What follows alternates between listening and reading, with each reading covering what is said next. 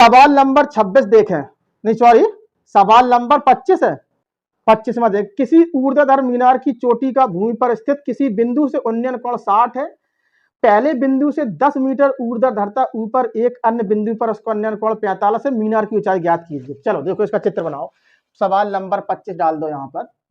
देखो सबसे पहले हम एक मीनार बनाएंगे। यहाँ पर ये हमने बनाई मीनार, ठीक, ये रही मीनार। इस मीनार के क्या कह रहा, मीनार की चोटी का भूमि पर, ये चोटी का भूमि पर उन्नयन कोण कितना है 60 डिग्री, ठीक, ये हो गया 60 डिग्री हो गया। फिर क्या रहा है कि पहले बिंदु से, ये पहले बिंदु है 10 मीटर ऊर्ध्वाधरता, तो यहां पर 10 मीटर हम जाएंगे ऐसे, ये 10 मीटर ऊर्ध्वाधरता है, ये ऊपर की ओर 10 मीटर, ठीक। फिर क्या कहा उसने, ऊर्ध्वाधरता ऊपर एक अन्य बिंदु पर उसका उन्नयन कोण 45 है, तो इसका उन्नयन कोण लगा दो 45, मिला दो इसका 45, इसको ऐसे मिला दो आप, ये रहा 45, ठीक। यहां नामकरण कर दो ए बी, सही से बी सी डी ई, ये मान लो एक्स, तो एक्स ये भी हो जाएगी पूरी, यहां से लेकर हमें ये ऊंचाई ज्ञात करनी है इसके मीनार की। त्रिभुज कितनी बन रही है इसमें, त्रिभुज बन रही दो, एक तो ये बन रही ए बी सी, ठीक, और एक त्रिभुज ये बन रही है आपकी सी डी ई। सबसे पहले देखो इसमें बारीकी, अगर 10 मीटर ये हिस्सा है तो इसके बराबर ये भी हिस्सा है, तो 10 मीटर ये भी माना जाएगा हमारा, माना जाएगा कि नहीं माना जाएगा 10 के बराबर।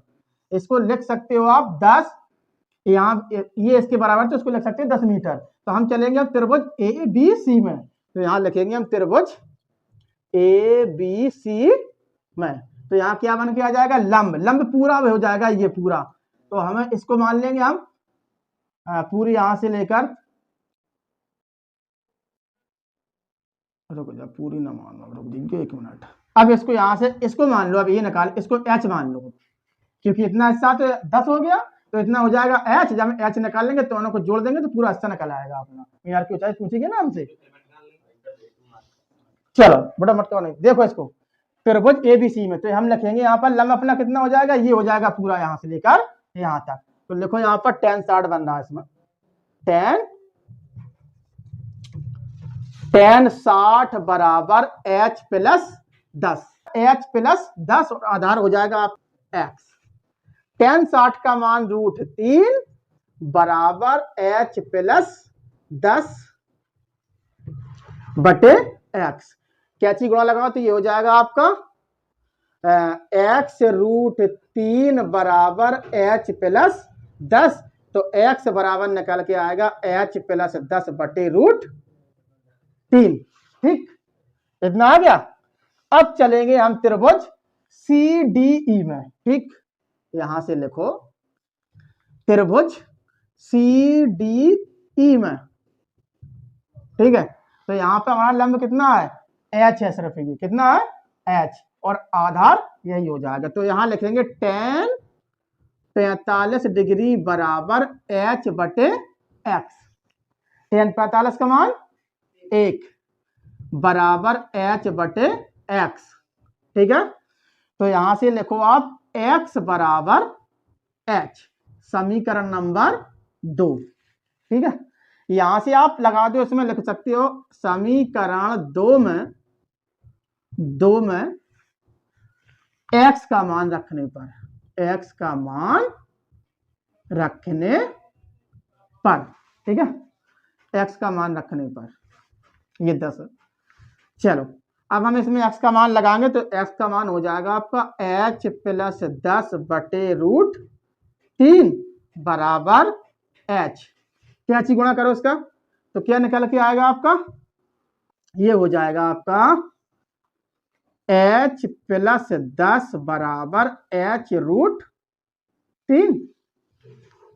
पक्षांतर करो, इसको h वाली संख्या यहां लगा तो h माइनस h √3 बराबर माइनस के 10, ठीक।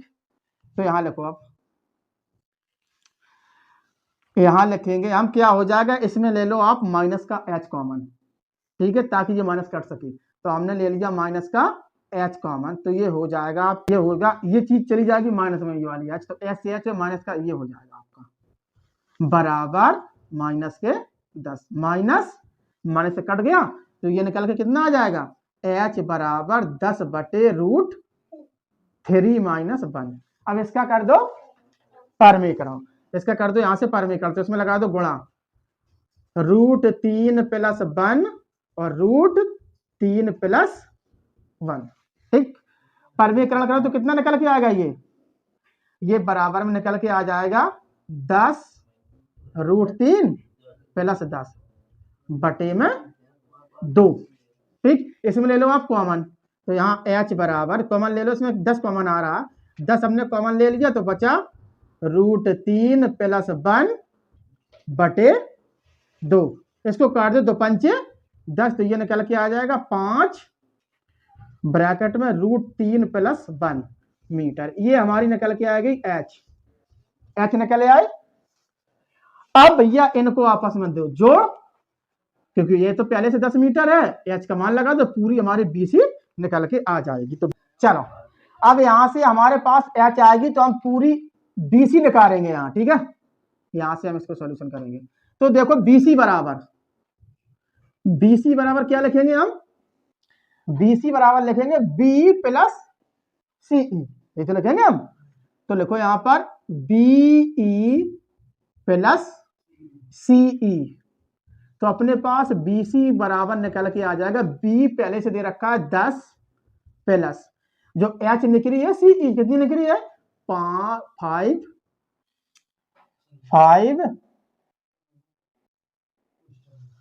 कोष्टक में क्या हो जाएगा √3 + 1, यही तो है। इसमें कॉमन क्या आ रहा 5 इसमें कॉमन आ जाएगा, तो 5 दूनी 10 + √3 + 1, यही तो हो जाएगा। इसको जोड़ दो तो क्या निकल के आ जाएगा 5 ब्रैकेट में √3 + 3, देखियो क्या आ रहा मीटर, यही हमारा फाइनल आंसर हो जाएगा। इस तरीके से ये सवाल का आंसर। सवाल नंबर 26 देखें। अब आप देखा, एक मीनार के शिखर से 50 मीटर ऊंचे भवन की छत तथा आधार की अवनमन कोण क्रमशः 30 और 60 मीनार की ऊंचाई ज्ञात कीजिए। एक हमने मीनार बनाई है, इधर देखो चित्र बनाओ, पहले समझो, ये होगी मीनार, ठीक, और ये हो गया भवन कितना ऊंचा है 50 मीटर, ये है भवन और ये है मीनार, ठीक है। अब क्या कह रहा है सवाल, देखो सवालों को गौर से, एक मीनार के शिखर से, ठीक है, ये मीनार का शिखर हो जाएगा, 50 मीटर ऊंचे भवन की छत यही तो हो जाएगी भवन की छत, ठीक, भवन की छत होगी, ये इसको मिला दो आप ऐसे, ठीक, भवन की छत तथा आधार के अवनमन कोण, भवन का आधार ये है, इसको मिला दो यहां, ठीक। पहला कितना अवनमन कोण है, तो अवनमन ऊपर जाएगा, ये पहला कितना है ये 30 डिग्री और दूसरा कितना है 60 डिग्री, तो यहां भी लिख सकते हो 30 और यहां लिख सकते हो 60, नामकरण कर दो A B C D E। अगर अब लॉजिक देखो इसमें, अगर ये 50 मीटर यहां से लेकर यहां तक है तो 50 मीटर ये भी तो हो जाएगा यहां से लेकर, क्योंकि सेम दूरी है, तो यहां लिख सकते हो आप 50 मीटर, ठीक। और CE मान लेंगे हम H, इसको मान लेंगे X, तो X ये भी आधार हो जाएगा क्योंकि इसके बराबर इक्वल है, ठीक। त्रिभुज के बन रही, दो बन रही है ABC और एक ये बन रही है CDE, तो सबसे पहले हम त्रिभुज ABC में चलेंगे, तो यहां लिखेंगे सवाल नंबर लिख दो, ये 26वां है, 26 सवाल, ठीक, 26वां। अब त्रिभुज ABC में यहां लिखो त्रिभुज ABC में, ठीक है। त्रिभुज ABC में क्या कह रहा है, आधार हमारा, आधार ये पूरा हो जाएगा आपका H + 50 बटे X, तो tan 60 लगेगा यहां पर, tan 60 डिग्री बराबर H + 50 बटे X, tan 60 का मान √3, बराबर h प्लस 50 बटे x। तो क्या चीज गुणा लगाओ, इसका क्या हो जाएगा, ये हो जाएगा आपका x रूट 3 बराबर h प्लस 50। तो x बराबर बेटा निकल के आएगा h प्लस 50 बटे रूट 3, समीकरण नंबर 1। ठीक, इतनी चीज। अब हम चलेंगे त्रिभुज CDE में। ठीक है, यहां लिख लो आप त्रिभुज CDE में।